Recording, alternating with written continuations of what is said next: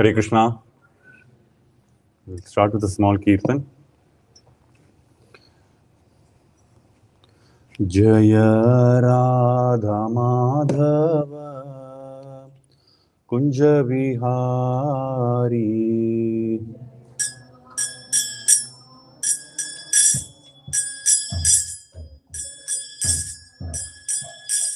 Jaya Radha Madhava Kunja Vihari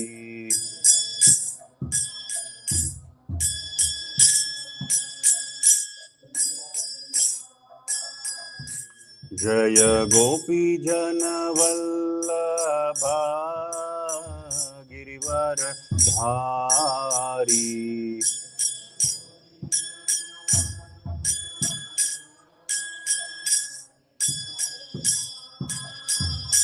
Jaya Gopi Jana Vallabha Girivara Dhari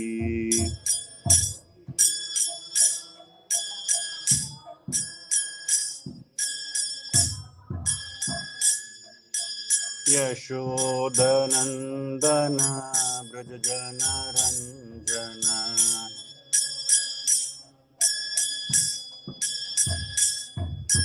Yashodanandana Brajajana Ranjana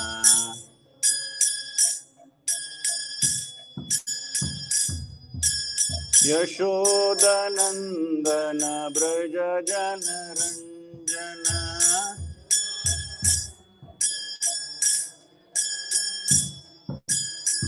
Yamuna Tira Vanachari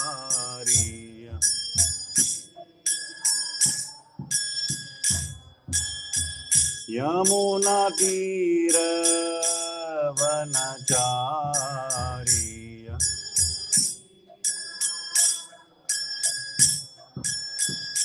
Jaya Radha Madhava Kunja Vihari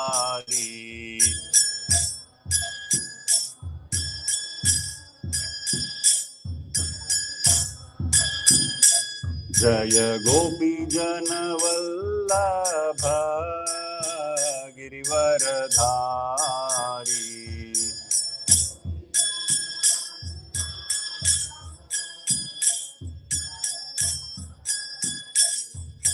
Yashodanandana Brajajana Ranjana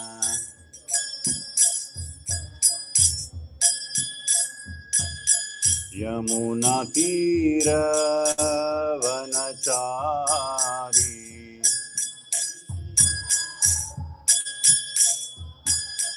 Yamuna Tira Vanachari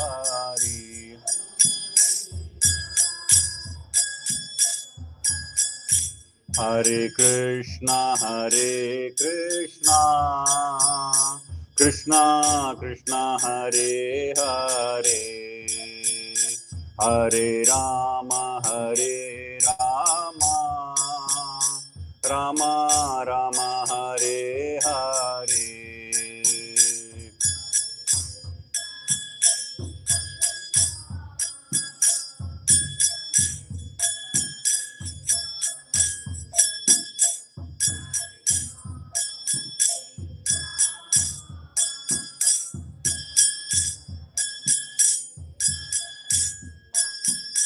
Hare Krishna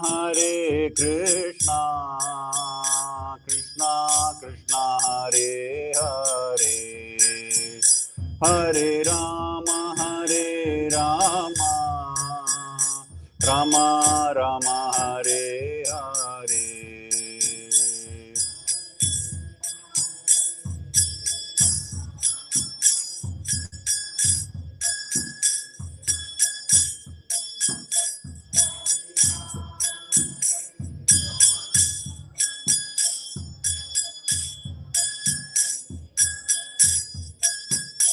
Hare Krishna Krishna Krishna Hare Hare Hare Rama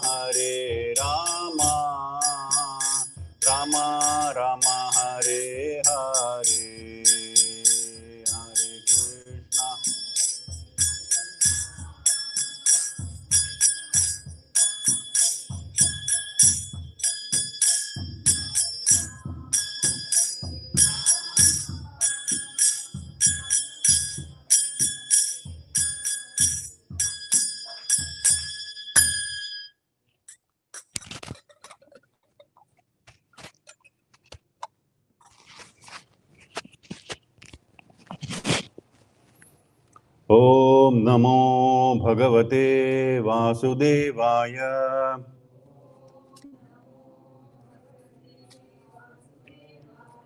Om Namo Bhagavate Vasudevaya.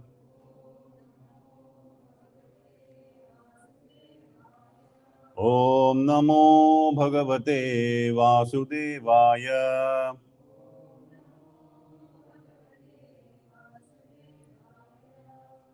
So today we are reading from Srimad Bhagavad Gita, chapter number 7, verse number 4. Okay. So please repeat. Bhumirapo nalo vayuhu. Bhumirapo nalo vayuhu. Khammano buddhir evacha. Khammano buddhir evacha. Ahankara iti yamme. Ahankara iti yamme. Bhinna prakritir ashtada. Bhinna prakritir ashtada.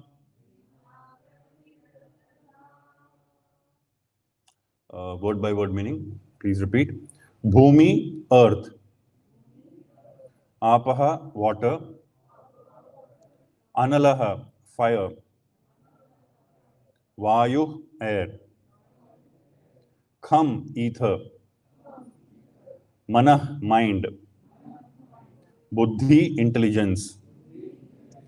Eva, certainly. Cha, and. Ahankaraha, false ego. Iti, thus. Yam, all these. Me, my. It's may, my. Bhinna, separated. Prakriti, energies.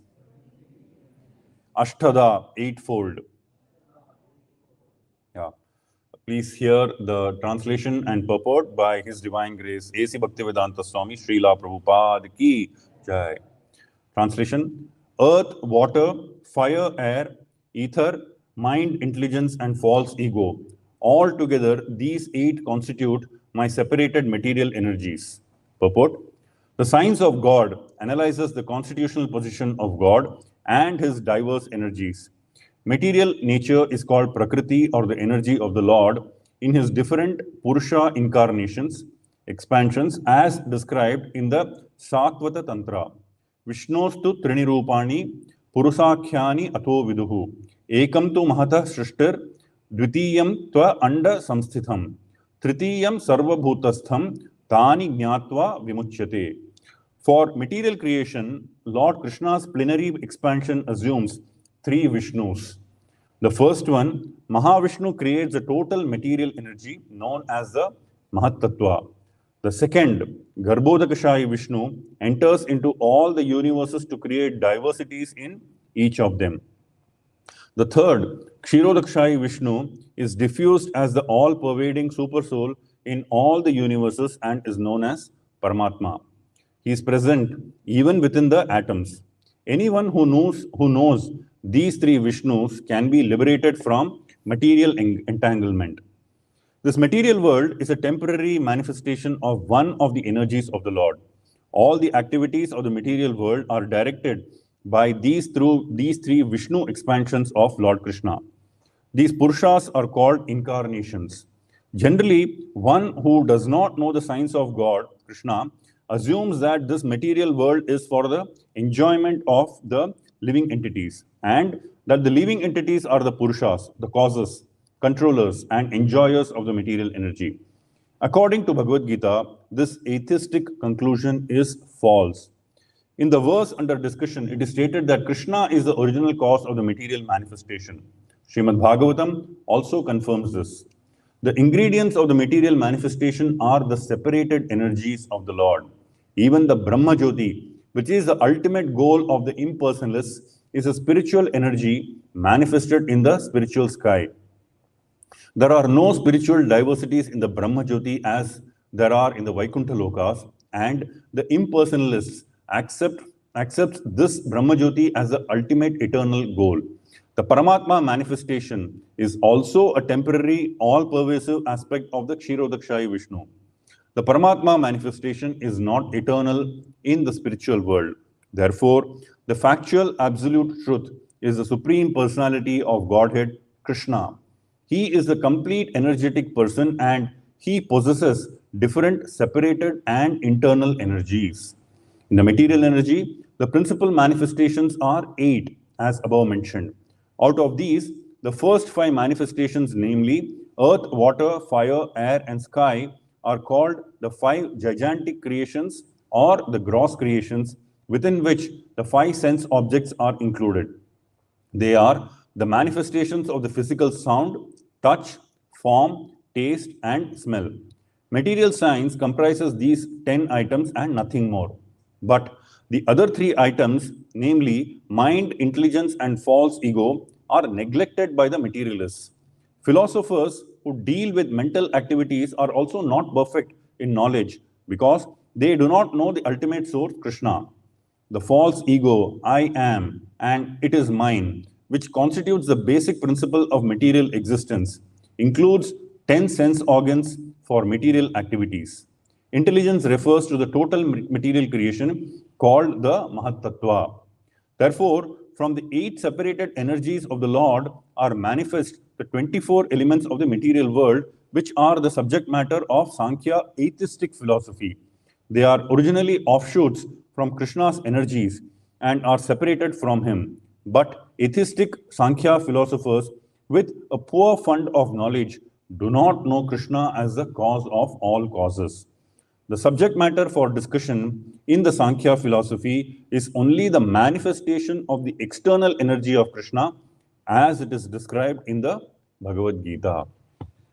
Om Ajnanatimirandasya Jnananjanashalakaya Chakshurunmilitam Yena Tasmai Shri Gurave Namaha Shri Chaitanya Manobhishtam Stapitam Yena Bhutale Swayam Rupa Kadamahyam Dadati Swapadantikam Vandeham Shri Guru Shri Yuta Padakamalam Shri Gurun Vaishnavamscha Shri Rupam Sagrajatam Sahagana Raghunathanvitam Tam Sajivam Sadvaitam Savadutam Parijana Sahitam Krishna Chaitanya Devam Shri Radha Krishna Padan Sahagana Lalita Shri Vishakan Vitamsha He Krishna Karuna Sindhu Deenabandhu Jagatpate Gopesha Gopika Kanta Radha Kanta Namostate Tapta Kanchana Gaurangi Radhe Vrindavaneshwari Vrishabhanusute Devi Pranamami Haripriye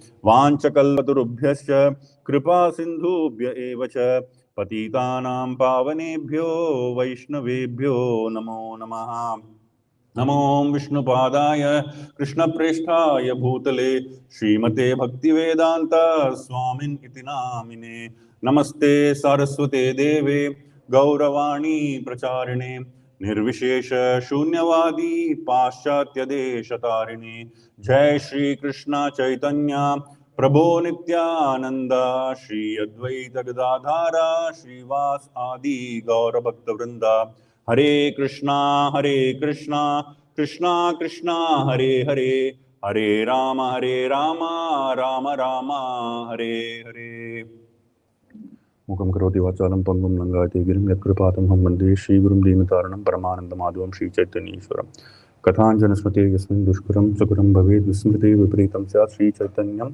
namamitam. Hare Krishna.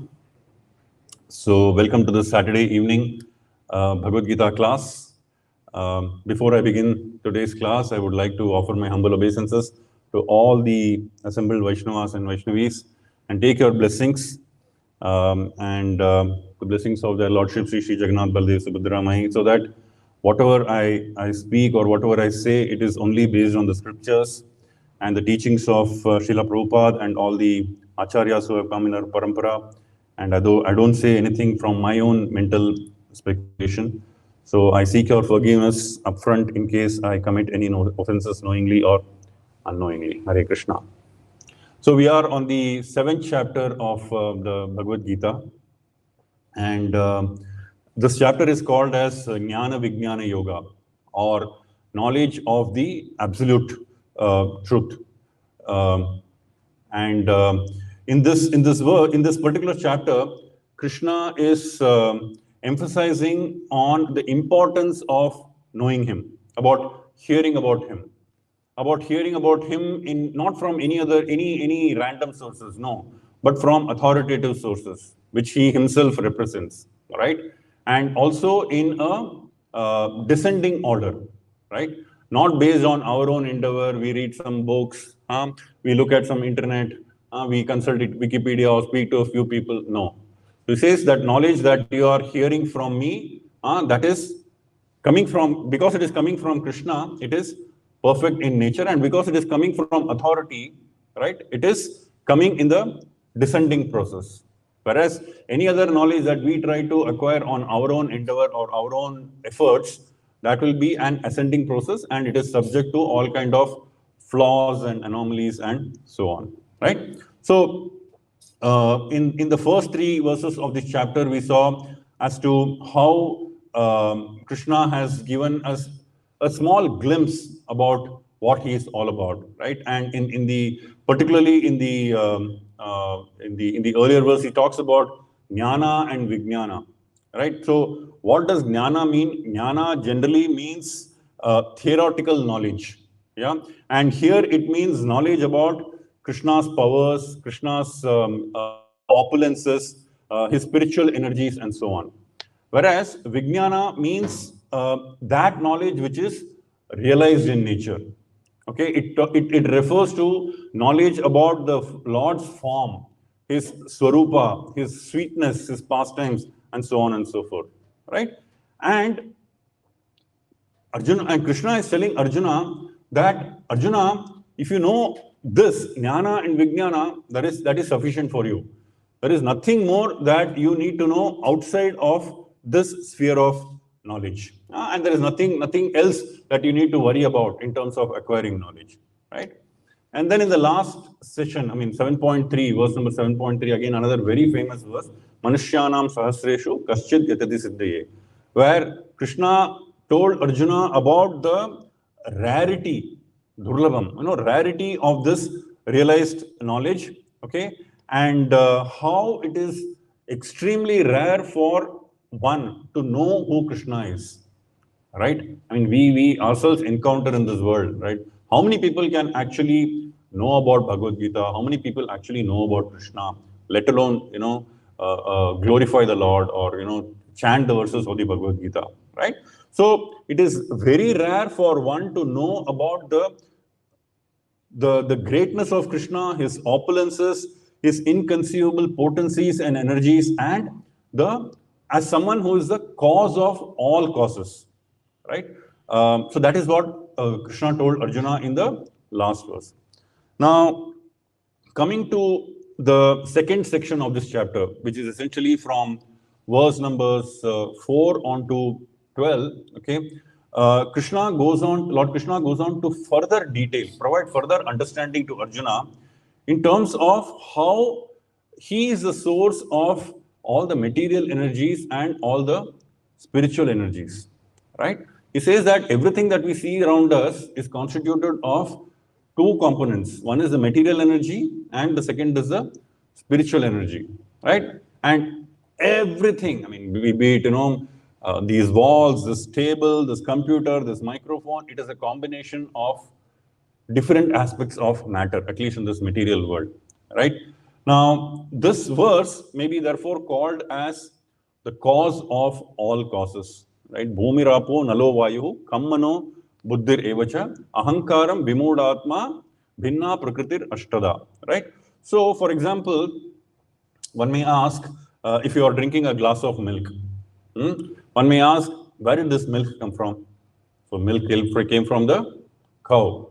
Okay. How did the cow give milk? Because it ate grass. Where did the grass come from? It came from the earth. There was rain shower. The earth produced grass. Okay. So where did the rain come from? Oh, rain came from the clouds. How did the clouds get formed? Clouds came because the sun evaporated the water. Where did the sun come from? Right? So like this, questions can keep on why, where, how, one after the other, we can keep asking questions. And again, if one were to answer this particular question of where did the sun come from, that answer is provided to us in the Bhagavad Gita. That answer is provided to, I'm sorry, that answer is provided into the, from the Bhagavatam. It is available to us in the Brahma Samhita, where Lord Brahma says, Yachakshuresha Savita Sakala Grahanam Raja Samasta Suramurtir Ashesha Tejaha. Yasyagnya Brahmati Sambharta Kalachakro Govindamadi Purusham Tamaham Bhajami. Where he says, the sun is actually coming from the Supreme Lord himself, right? And it is operating under the instructions and it is operating under the direction of the Supreme Lord. The time it sets, the time it rises, all the seasons which are caused by the sun, right? All of these are coming from the instructions of the Supreme Lord to the sun god, right? So, like this, we understand that the ultimate cause of milk is going back and tying to Lord Krishna, right? Now, if we were to take another example, right? If I'm eating a mango, somebody asks me, where did this mango come from? Oh, it came from a mango tree. Where did the mango tree come from? Oh, it came from a seed. Where did that seed come from? It came from another mango. Where did that mango come from? It came from another tree. So like this, going on and on and on, we can trace back this ultimate original seed to who?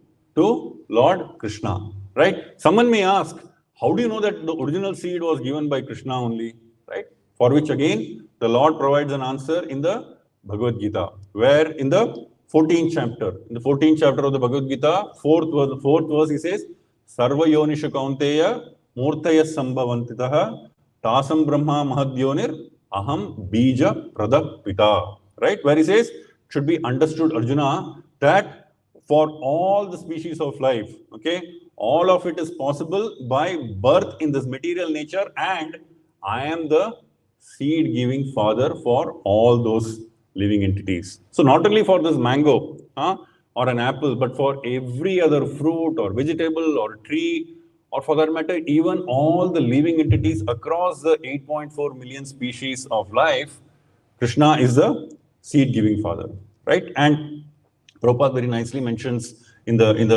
purport of 14.4, where he says, the Supreme Personality of Godhead, Krishna, is the original father of all living entities. And the living entities are combinations of the material nature and the spiritual nature, right? So Krishna gave one mango seed and we created millions of mango trees. He gave one apple seed and we created millions of apple trees, right? Like this, if we were to say, look at something like a train and say, oh, there is this particular compartment or a bogie, okay? It is running. How is it running? It is running because it is attached to another bogie. That bogie is pulling it. Oh, where is that bogie getting its energy to pull this one from? It is attached to another bogie. So like this, one after the other, if we go, then ultimately we find that everything is connected to an engine. But that engine, does it run on its own? No. That engine is also run by a driver, right? So who is that driver? That driver is that controller of that engine, right? So in the same way, this material nature, okay, this entire material nature is like that engine, which is driving everything in the material world. Or Prakriti is that material nature, Prakriti is that engine which is driving all activities in this material world. And who is controlling that engine? Like the driver is controlling a train engine, it is Krishna. Of course, we know that Krishna does not do it on his own. He does it through his agent, which is Maya, in this material world. So Krishna is ultimately the driver of this big entire cosmic machine. Okay, and who are we? We are all, of course, spirit souls. We are also driving something, our own little bodies, in a very small, insignificant form, right? In fact, there is this, I would recommend all of you to read this. There is a nice article in this book called Life Comes From Life, okay, which is titled as Operator of a Cosmic Machine, right, which Prabhupada, it's actually a morning conversation on one of his morning walks that Prabhupada gives, which is part of this book called Life Comes From Life. So that book is full of conversations in relation to how material nature comes into existence, how spirit is what drives matter, and so on. And it is very relevant to this particular verse and the next verse 7.5 from the Bhagavad Gita. Okay. Now, again, when we go to the Srimad Bhagavatam, right, in the second canto of the Srimad Bhagavatam, Lord, where there is this whole discussion about how the entire material creation came into existence. So Lord Brahma is in discussion with Narada Muni, and Narada Muni actually asks his father, oh my dear father, I am seeing all this wonderful creation around.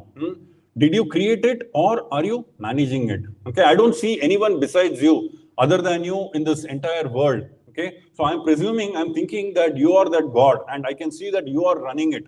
And when Brahma hears this, Lord Brahmadev hears this, he is kind of agitated and he rebukes or scolds Narada Muni. And there is this particular verse in the second canto, 5th chapter, verse number 12, where Lord Brahmadev, he says, Tasmai namo bhagavate vasudevaya dhimahi yen mayaya durjaya mam vadanti jagat gurum. What does he say? I offer my obeisances and meditate upon Lord Krishna Vasudeva, the personality of Godhead, whose invincible potency influences them. Who is them? The less intelligent class of men to call me. He's referring to himself. Brahmadev is referring to himself. What influence Maya is what influences them to call me as the supreme controller. So Brahma is saying it is because of Maya, it is because of that illusion that you are thinking that I am running this entire cosmic world, entire cosmic creation. But do realize that I have a master also. I also have a boss to whom I am answerable. And what is my master's name? My master's name is Vasudeva Krishna. Tasmai namo bhagavate vasudevaya dhimai. So my master's name is Vasudeva. Okay, and he has given me an assignment. He has given me a duty, right, of creating this 8.4 million species of life, creating all the facilities for their existence in this material world, and so on. So I also have a superior authority above me, and nothing is happening based on my own ability or my own endeavor. Okay, so the original cause of all causes, as attributed by Lord Brahma, is also the Supreme Personality of Godhead, Krishna. And elsewhere again, he says that all the demigods, Yam, Brahma, Varuna, Rudra, Indra, Marutaha, all the sages, they are all aspiring to understand that Supreme Personality of Krishna as a cause of all causes. But then still they are struggling. Okay. So in this particular, coming back to this verse 7.4, I mean, it's a very long purport, as we saw. Okay, we will just try and understand certain portions of it in relation to this particular verse. Yeah. So here Krishna is talking about his material energies, and in the next verse 7.5, as we will see next week, he will talk about his spiritual energies. Right. So Krishna is talking about Bhinna Prakritir Ashtada. Right? He's talking about Prakriti. And what is this Prakriti? Srila Prabhupada actually explains that in the very, very first 2 lines of his purport. So Prabhupada says material nature is Prakriti, or the energy of the Lord, in his different Purusha incarnations or expansions. Right? So Prakriti, we all know, is material nature, and when Krishna desires or when Krishna wishes to create this material universe or this cosmic universe, although we said that Krishna is the operator of that engine, right, or he is a driver of that engine, right, he doesn't operate it on his own. He doesn't press any buttons. He doesn't get things together in order to do that. No. Like you all know, and Prabhupada often gives this example in many of his lectures and his books, like the owner of a factory or the owner of a business, he doesn't actually go and sit in a factory or in the shop floor and produce things. No, he has his managers, he has his CEOs, right? He has a MD, okay? He has departmental heads, all of those people who are given responsibilities to take care of the day-to-day affairs of production, management, distribution, and all those things, right? Exactly in the same way. So when Krishna desires to create this material world, what happens? He expands into three different forms of Vishnu, right? Who is the first form? The first form is called as the Mahavishnu, okay, or the Karanodakashayi Vishnu, right? What does this Vishnu do? Vishnu do, as we have seen innumerable paintings, this Vishnu, this Mahavishnu is sleeping and lying down in the causal ocean, right? And with every breath of his, okay, exhalation, every exhalation of his breath, there are millions and millions of universes which are just popping out from the pores of his skin, okay? And with every inhalation, what happens? All these universes, they go back to him. So the time duration between one exhalation and another inhalation is a very, very long period of time. It is incomprehensible for our tiny human brains, right? It goes into trillions and trillions of years by earthly calculations. And that's what we say in the Brahma Samhita. The Lord Brahma is saying, Yasyaika nishvasita kalamathavalambya jivanti loma vilaja jagadandanatha Vishnur mahansa iha yasya kala vishesho govindamadi purusham tamaham bhajami. Right? So what does it mean? Brahma and all the other lords of this mundane world appearing from the pores of the hair of Mahavishnu remain alive as long as the duration of one exhalation of the Mahavishnu. I adore that primeval Lord Govinda, of whose subjective personality Mahavishnu is the portion of a portion, right? So this point about when I was actually preparing for this particular class, I was trying to Google about this expansion of the universe and contraction of the universe, origination of the universe and then it going back. Interestingly, in today's age and time, scientists and astronomers, they are also propagating this theory about the expansion of the universe and contraction of the universe. It is called Big Bounce theory. Okay, and although they have been trying to understand as to what causes it, how does the universe expand and how does the universe contract before it goes into a black hole kind of a thing, they have not been able to explain it. And that is where the beauty of our scriptures like Bhagavatam, Bhagavad Gita is to be understood and appreciated, because all this have been so beautifully explained in detail thousands and thousands of years ago, for which modern physicists are still trying to grapple with answers, right? So now that this universe has been created by Mahavishnu or Karanodakashayi Vishnu, what happens next, right? Next is what Prabhupada says in the translation to this verse, that Mahavishnu himself is a portion of a portion, right? Mahavishnu himself is a portion of Krishna, right? So we all know that Krishna, he expands into Sankarsana and the four the four different incarnations, Pradyumna, Niruddha, and so on. And out of that Sankarsana comes Mahavishnu. Right? So Mahavishnu is not a direct expansion of Krishna, he comes through Sankarsana. So if that Mahavishnu himself is so great and he has so many potencies of creating millions and millions of universes, then how great is that Krishna from whom this Mahavishnu has originated? Right? Then what happens after these universes are created? Next point is in terms of this Mahavishnu getting into another form of Garbhodakashayi Vishnu.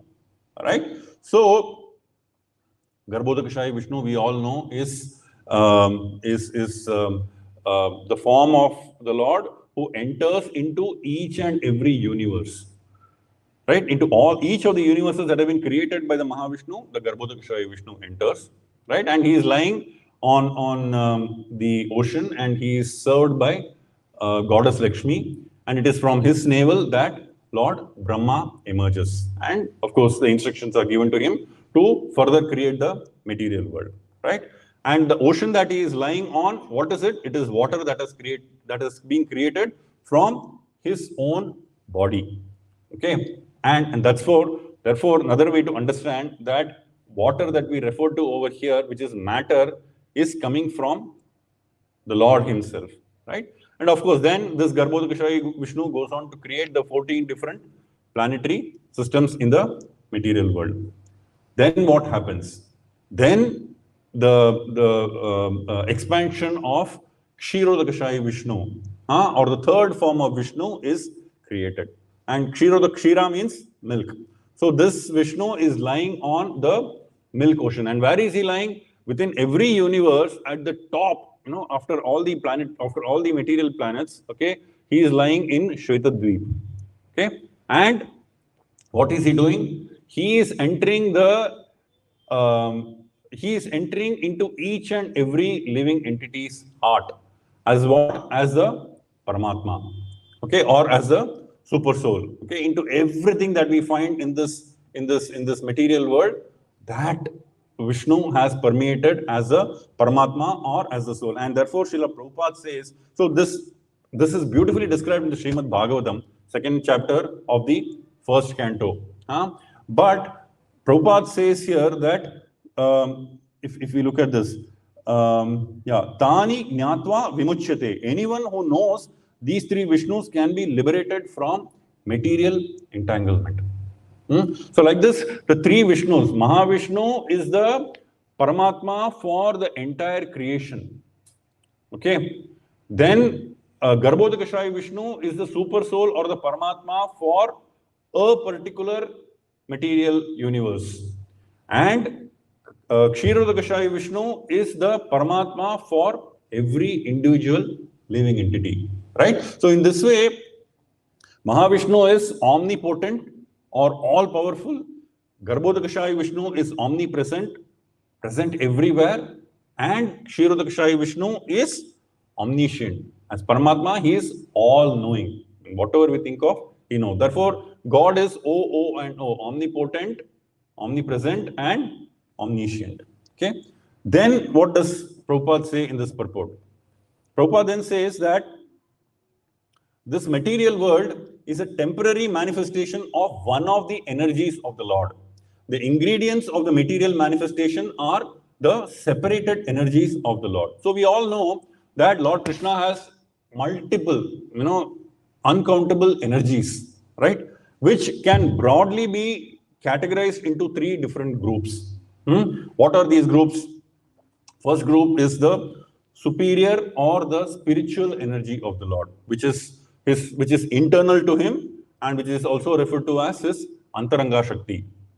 Okay, so essentially all the spiritual worlds, okay, all the Vaikuntha planets, which constitute 75% of the Lord's creation, that is all manifested from the Lord's spiritual energy or his superior energy.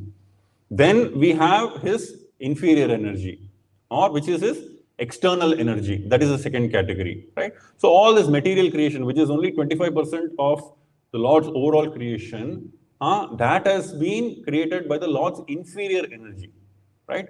The third category is where we all come. We, all of us, although we are part and parcels of Krishna, and therefore we are part of that superior energy, right? Because we have come into contact with matter, we are called as a marginal energy, right? So the internal energy, which is the superior energy, is called as the Antaranga Shakti of the Lord. The external energy or the inferior energy of the Lord is called as the Bahiranga Shakti, right? And the marginal energy of the Lord, where all of us fall, it is called as the Tatastha Shakti, right? So this is something that we all need to understand, and everything that we see around us, everything that the eyes can see, the ears can hear, or we can perceive, is nothing but the energy of the Lord, right? So he is the original source of that energy, and we are all the energetic. So he is the we are the Shakti, and he is the Shaktiman. That's the way to understand it. Okay.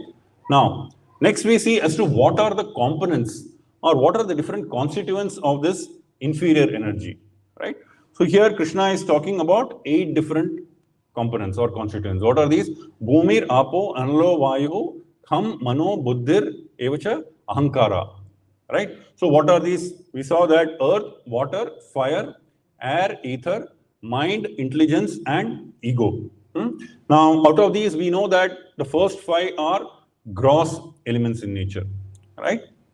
Now, in the purport, we see that Prabhupada also refers to the fact that these five gross elements, they also encompass five subtle elements.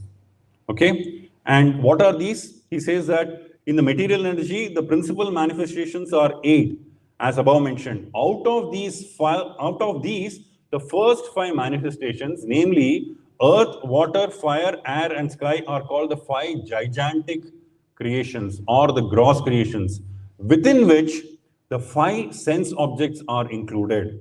They are the manifestations of physical sound, touch, form, taste, and smell.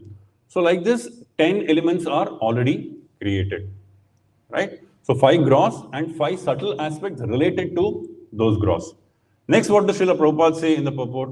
He refers to the false ego, right? He says, the false ego, I am, and it is mine, which constitute the basic principle of material existence, includes 10 sense organs for material activities. Now, what are these 10 sense organs that are being referred to over here? These are the Jnanendriyas and the Karmendriyas. Jnanendriyas are the five knowledge acquiring senses, right? And the Karmendriyas are the five working senses. So, what are these five knowledge acquiring senses, or what are the five Jnanendriyas? These are the sense of auditory, or hearing, okay? Then the sense of taste, the sense of touch or tactile, the sense of sight, and the sense of smell. Okay, and what are the karmendriyas? Again, the karmendriyas are speaking through the mouth, working through the hands, traveling through the legs, procreating or generating through the genitals, and evacuating through the anus. Right. So first we saw 10, and then we saw the five jnanendriyas and the five karmendriyas. So total 20. Then what? Then you have the mind, the intelligence, and the ego, which constitute 23. And then there is the 24th element, okay, which is referred to in the Srimad Bhagavatam as contaminated consciousness. Okay, contaminated consciousness is the 24th element, or if you look at the Bhagavad Gita in the 13th chapter, this is also referred to as the three modes of nature in their unagitated state. Okay, so 13th chapter, Bhagavad Gita, verse number 6 and 7, these 24 elements are actually dealt with in some degree of detail. But if we want a more detailed understanding of this, then in the third canto, 26th chapter, from verse number 12 onwards until verse number 16, this process has been described in detail of how these 24 elements are actually manifested from the Lord, what it actually represents, how they combine with each other, and then go on to create the material universe. And this is what Lord Kapila Dev, he explains in his discussions with Mother Devahuti, right? So anyway, so I mean, I understand that all of this may be a bit overwhelming for all of us, for some of us, and to some of us it may sound a bit confusing. But the key point to take away from all of this is that anything and everything that we see around all of us, this entire material universe that we see around us, is constituted or is made up of these 24 material elements only, all of which originate from Lord Krishna. Right? So very often when we are new in the path of Krishna consciousness, when we start understanding this knowledge from the scriptures, when we read about these things, or when we hear about these things from during lectures, typically there is a thought process or there is a temptation in the mind to ask questions like, oh, why is this happening? How is this happening? Where does the combination of matter happen? How does intelligence combine with the mind? And how does mind combine with the ego? How does ego combine with the three modes of nature? What is the outcome? What is the result? So there is a natural curiosity inherent within all of us to ask these kind of questions, right? But And that's where we need to exercise some degree of caution and care, right? Why? Because it is not our intention, it is not our objective to get into that degree of an analytical study, or get into the technicalities of how this material universe has been created. That kind of analysis is a purview or is a domain of a different stream of people, who are not spiritualists in that sense. Okay. Besides, that is also not the purpose of the Bhagavad Gita. That is the domain of ancient philosophers like a different Kapila. Okay, not the Kapila Dev who came as a manifestation of the Lord. A different Kapila who expounded a different Sankhya philosophy, who look at all this analysis, why, how, what is the interaction within the component, within the framework of this 24 elements, without realizing that there is a source to this, and that source is Krishna. Okay, so modern day scientists, philosophers, okay, and astronomers or physicists, they are also looking at all these 24 elements only. Maybe not even all of the 24. They're just looking at the first five, earth, water, fire, air, and ether. But they do not have the understanding, that they do not have the knowledge to look beyond all of that. And beyond that is what is actually beyond all of that? Beyond all of that is the soul. And behind that soul is a super soul. Okay, so that is what is the actual purpose of the Bhagavad Gita. Purpose of the Bhagavad Gita is not to understand these 24 elements. No. Purpose of the Bhagavad Gita is to look beyond these 24 elements and understand as to what is that spirit which is actually driving all these 24 elements, which is nothing but the soul. And that's why in the very second chapter of the Bhagavad Gita itself, Krishna is saying, Dehino asmin yata dehe kaumaram yavvanam jara tata dehantara praptir dhiras tatrana mukhyati. Understand that you are not the body, you are not matter, you are a soul who is just transmigrating from one lump of matter to another lump of matter to another lump of matter in 8.4 million different species, traveling from one body to another, right? So, therefore one may ask, if that is not the intent of the Bhagavad Gita, then why is this mentioned in the Bhagavad Gita in the first place? Why does Krishna talk about it in the Bhagavad Gita at all? And that's where we need to understand that Bhagavad Gita mentions these elements primarily to stress upon the fact that these belong to Krishna. Okay? Krishna is the original source. He is the original proprietor. And therefore, Bhagavad Gita's purpose is how to attain that Krishna from whom all of this is coming. And how he can be attained by the process of Bhakti Yoga and not through the process of this analytical study or Sankhya Yoga. Right? And for practice of Bhakti Yoga, a very functional understanding, a very high level understanding is sufficient. We don't need to get into a detailed study of all these 24 elements and their interaction, right? So a functional study of what is the mind, what is my self, what is my false ego, what is my intelligence, that is sufficient. And how do I use my mind, my intelligence and ego in serving Krishna? What is my relationship as a soul with Krishna? If I am able to take away those aspects from a study or an understanding of these three components, that alone is sufficient, right? So, as devotees, what is the important thing for all of us? The important thing for all of us is to not get stuck to these 24 elements, because eventually our objective is to understand Krishna, develop love for him, and render transcendental loving service so that we can eventually go back to Goloka Vrindavana and serve him there also, right? Interestingly, again, Lord Krishna, after saying all of this in the 7th chapter, and then we know in the 8th chapter he talks more in terms of the spiritual planets, Brahma's planets, all those things. 9th chapter he describes about the essence of devotional service, and then in the 10th chapter he talks about his the opulences. He says, "I am the best of this, I am the best of that." Everything he gives examples.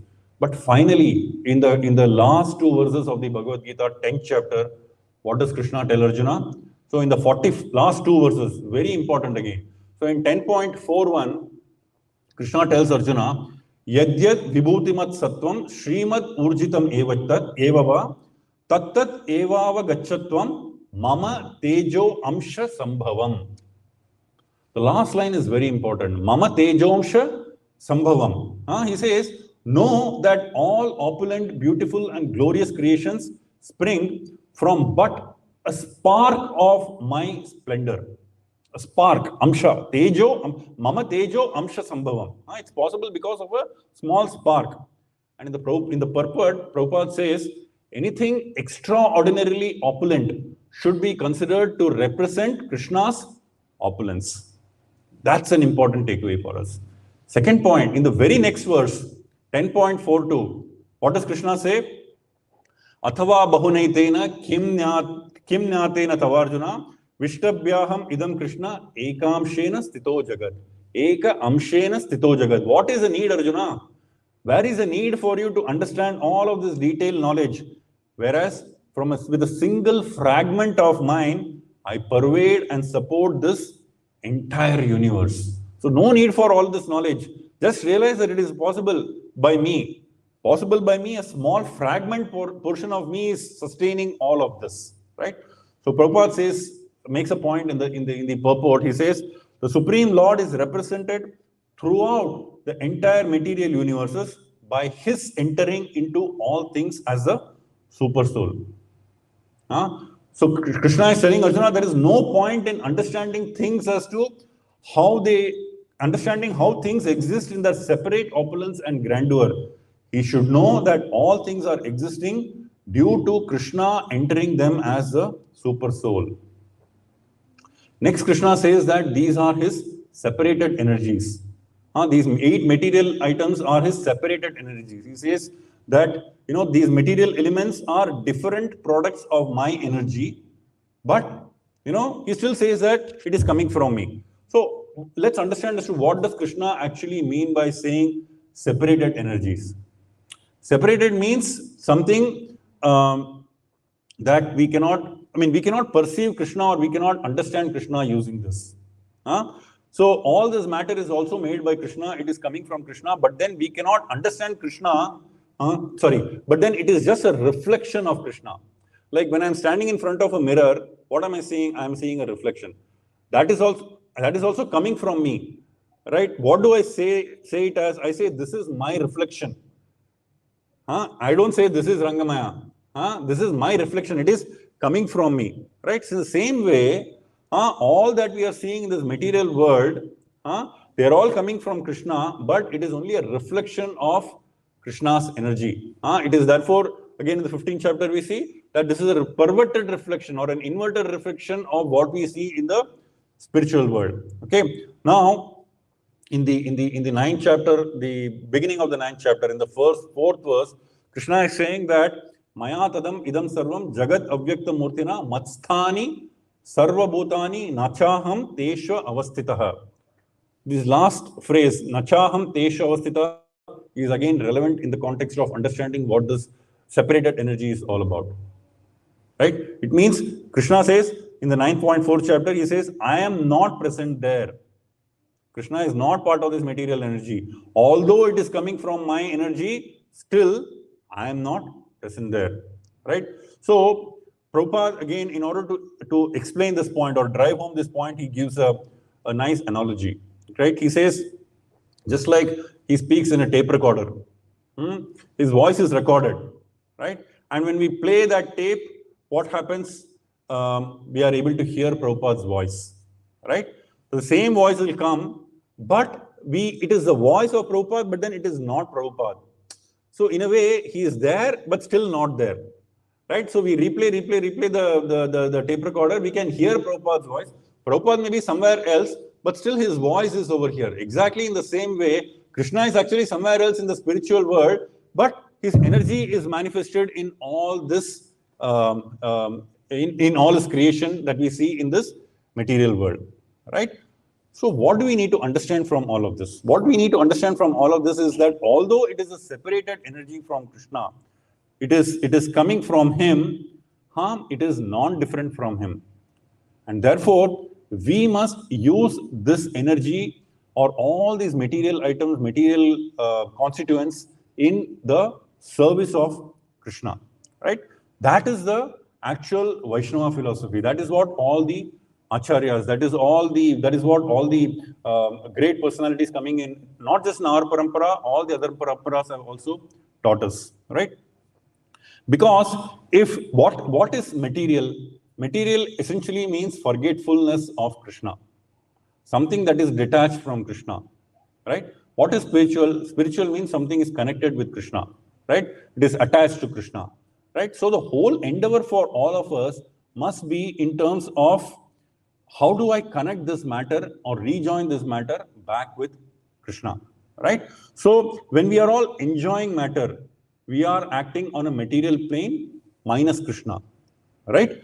For our own sense enjoyment, for our own pleasure, for our own sense gratification, and so on, like what karmis are typically are doing. But if the same matter is used for pleasing Krishna or for serving him, then that's what becomes yukta vairagya. That is what is the principle of Yukta Vairagya, dovetailing or using everything in the service of the Krishna, in the service of Krishna, as in the Bhakti Rasamrita Sindhu, Rupa Goswami says, Anasaktasya Vishayan Yatarham Upayunjate Nirbhande Krishna Sambande Yuktam Vairagyam Uchyate. Right? So that is exactly what Srila Prabhupada also taught us. Although this material world is Bhumi, Rapo, Nalo, Vayuhu, and although the fact remains that they are all separated from Krishna, we can still use it in the service of Krishna and we can reconnect it in the service of Krishna. And which is exactly what Srila Prabhupada did, which is exactly what his spiritual master Bhaktisiddhanta Saraswati Thakur did. Prabhupada used material objects like tape recorder, dictaphone, all these things in the service of Krishna, which is how we have all this literature available. Bhaktisiddhanta Saraswati Thakur was once questioned, is it appropriate for, sannyasis to travel by car, expensive cars, and live in big places? Siddhanta Saraswati Thakur said, yes, as long as they are using it for the service of Krishna, there is nothing wrong with it. That is exactly the principle of Yukta Vairagya. So, which is something that all of us also need to imbibe in terms of looking at how do we use this matter in the service of Krishna. So, using this microphone, using this laptop, using this projector, the screen, transmission through the internet on Facebook, Zoom, all of this is Yukta Vairagya principle only. Yes, it is all matter, but it is matter if it is used for our own sense gratification. But all of this is being used in the service of Krishna, and therefore it is being Krishnized, it is being spiritualized, right? And therefore, rather than exploiting matter for our own sense gratification, what we should do is, in every item that we look, we should be seeing, how can I use this for Krishna? How can I use this for Krishna? How can I use this for Krishna? And therefore, like Prabhupada gives the example of an iron rod, right? Which if it is exposed to fire, initially it becomes hot, it becomes warm, and then over a period of time, if it is continuously exposed, right, what happens? It acquires all the properties of fire, it becomes red, blazing hot. Exactly in the same way, if we are exposing matter, and when we say matter, what is the matter that all of us are so proud of or so close with? It is our body, right? So if we are exposing ourselves to Krishna, spiritualizing continuously through the chanting of his name, through having prasadam, through associating with devotees, through reading literature, spiritual literature, hearing to lectures, then this matter also has a potential of becoming Krishnized or becoming spiritualized. And that is the way we are able to qualify ourselves to eventually go back home to Godhead and attain Krishna's love, right? So the objective is to realize that this matter, this body, and every speck of matter that we see around us is Krishna's property. He is the ultimate proprietor. We are only the custodians, and we need to use it in the service of Krishna, right? So, in summary, what are the key takeaways from this particular verse?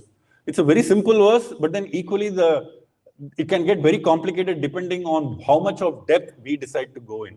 But the key takeaways, at least for me personally, from this verse is that Krishna is the source of everything that we see around us. He is the proprietor of the universe. Yes, this universe is comprised of these 8 primary elements that are coming from Krishna. Okay, matter does not come from matter. That's another important thing. Matter comes from spirit.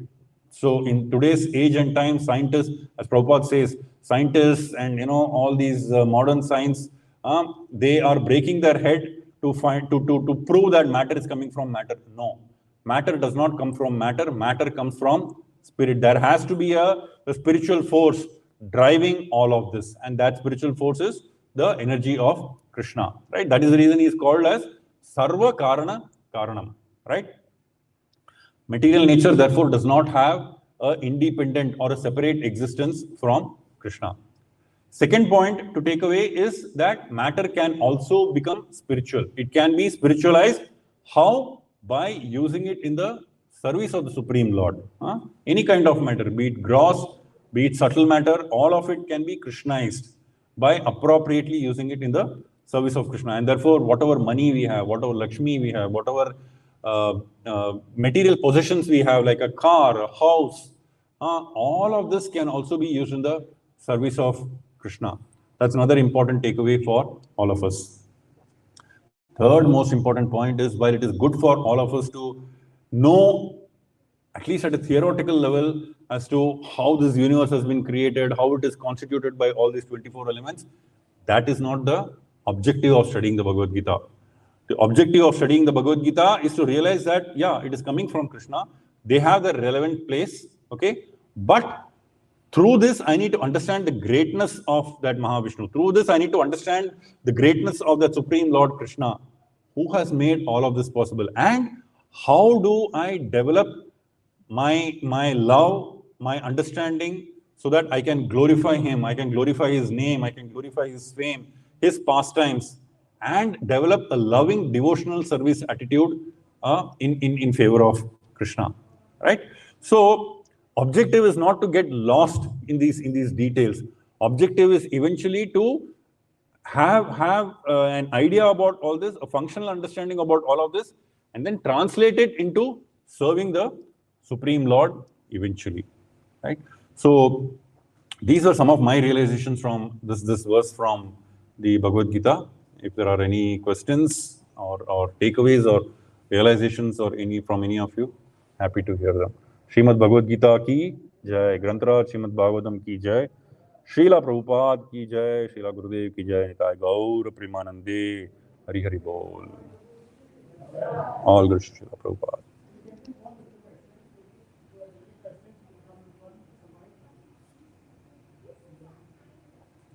Yeah, I think Neil Prabhu has a question here, Prabhu.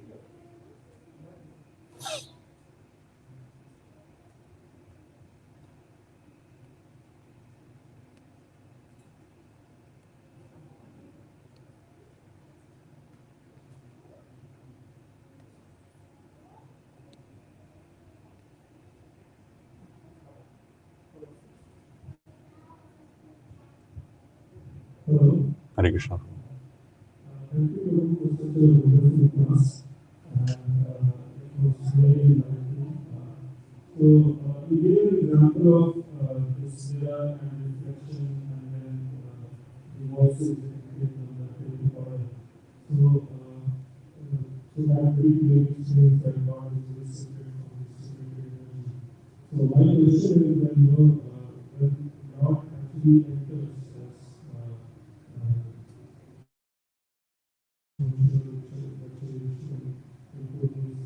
universes.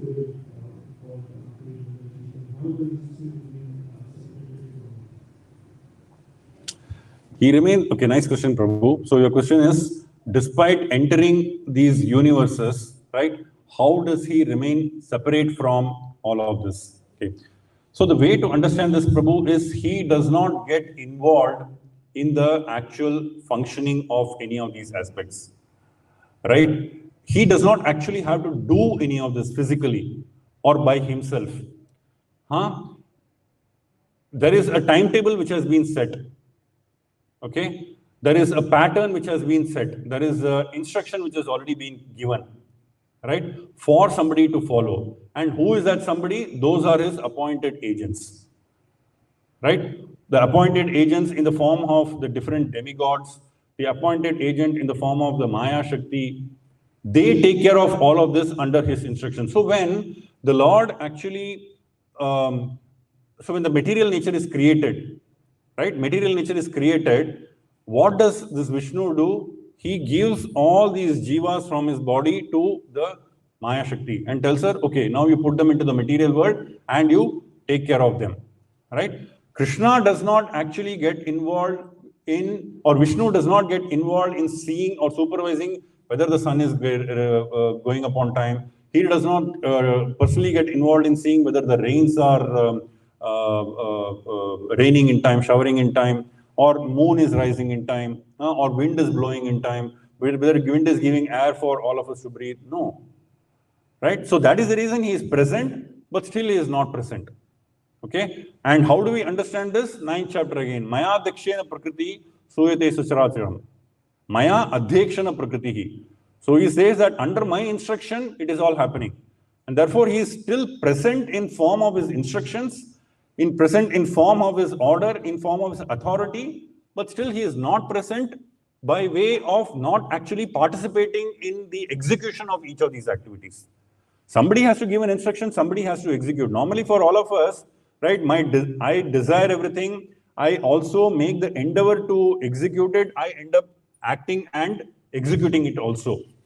So, conceptualization, desiring, feeling, willing, and executing, all of it is happening by me only. But then for Krishna, that is not the thing.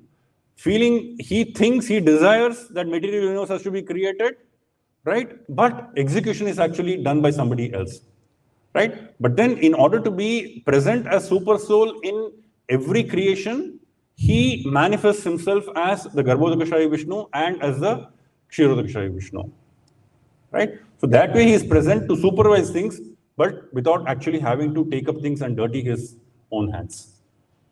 I hope that answers your question, Prabhu. Hare Krishna. Okay, thank you. Hare Krishna all. Grantaraj, Srimad Bhagavatam ki jai, Srila Prabhupada ki jai.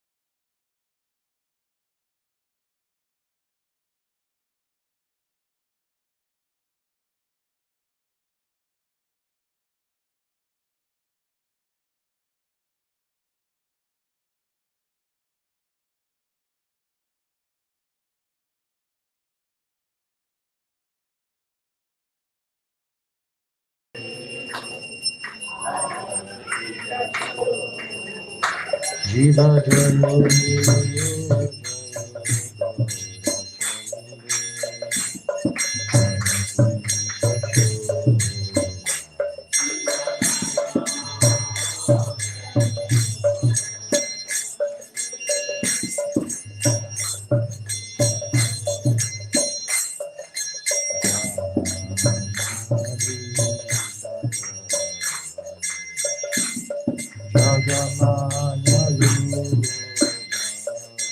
Yes.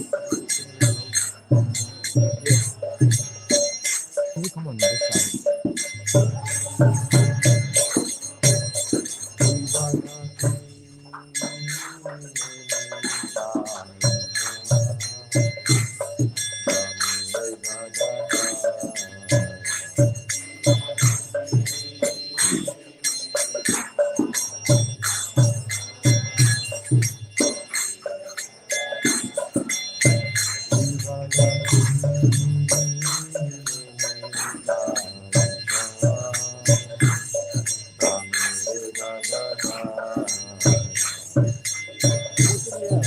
Can't sing loud. Please sing.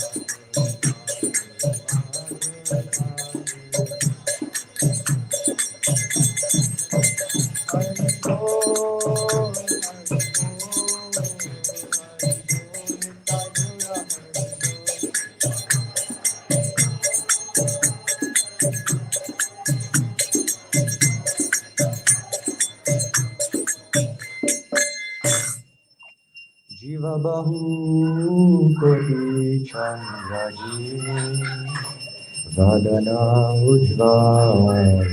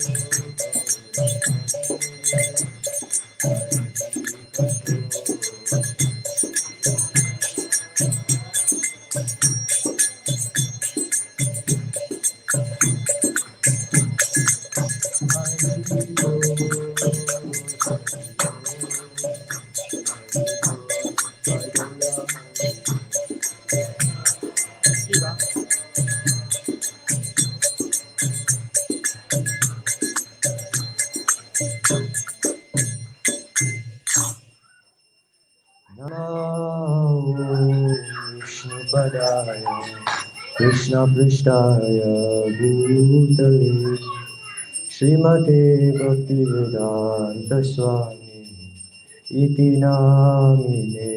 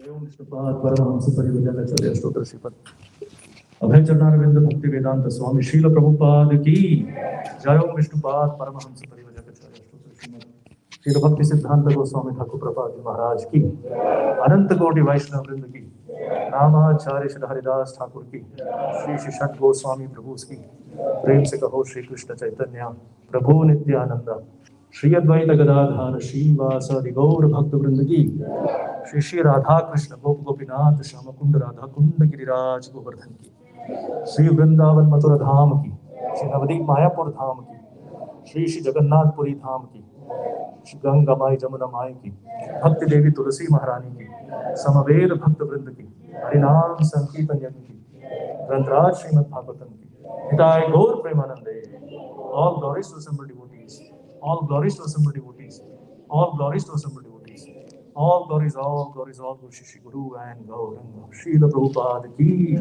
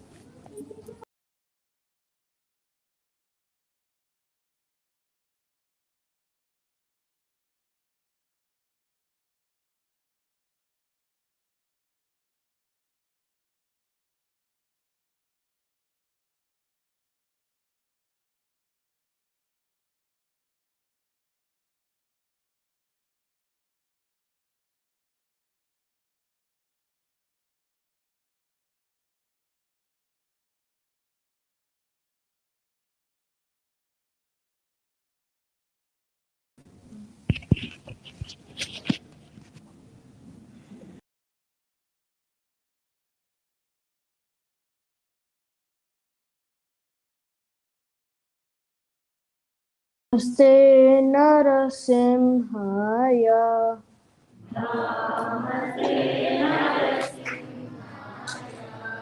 प्रह्लादलाददायिने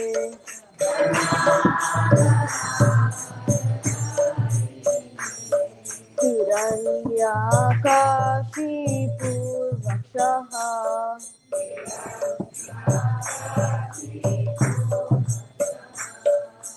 शीलटङ्कनकालाये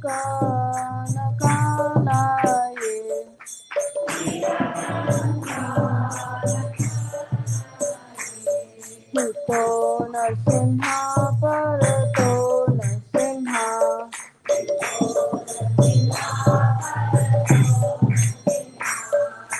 यतो यतो यामि ततो नरसिंहा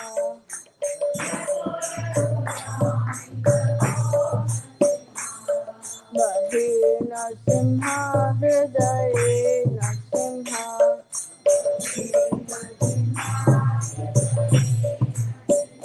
नरसिंहा मदिं शरणं प्रपद्ये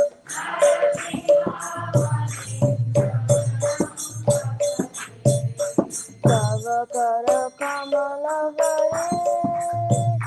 नाकाम् अद्भुतशृङ्गां समिता हिरण्यकशिपु अनुभृङ्गा केशवदीप नरहरिरूपा जय जगदीश हरे जय जगदीश हरे जय जगदीश हरे।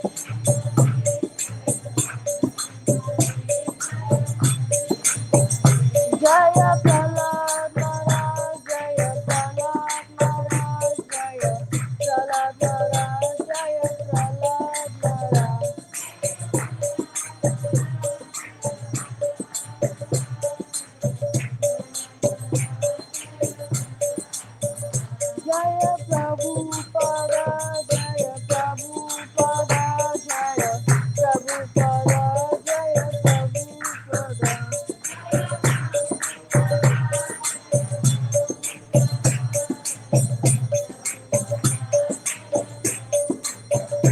Jaya Jaya Jaya Gurudev, Gurudev, Jaya Jaya Gurudev.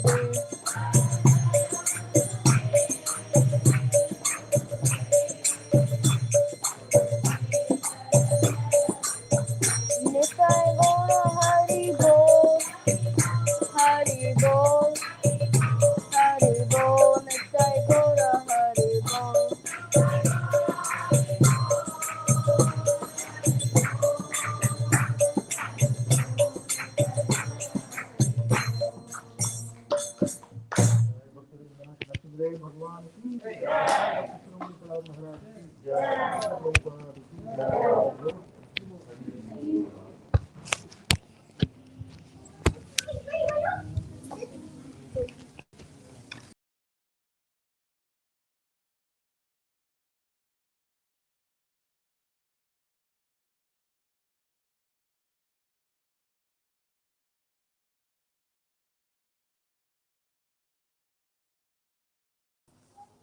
One of the disciples said, I think they saw a very beautiful scenery of a waterfall falling down from a mountain. So they were all admiring it. And they told Prabhupada, see such a beautiful sight. Prabhupada just paused for a while and said, just imagine how beautiful the Creator would be. If the creation is so beautiful, how beautiful the Creator would be. So this is very nicely summed up in today's class, Prabhu.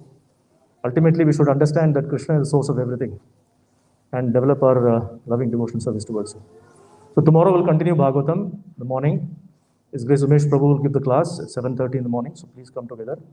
And then we are just 2 weeks away from God Purnima, so please look out for the announcements. And if everybody has got the prasadam, then we should try to leave now. Hare Krishna.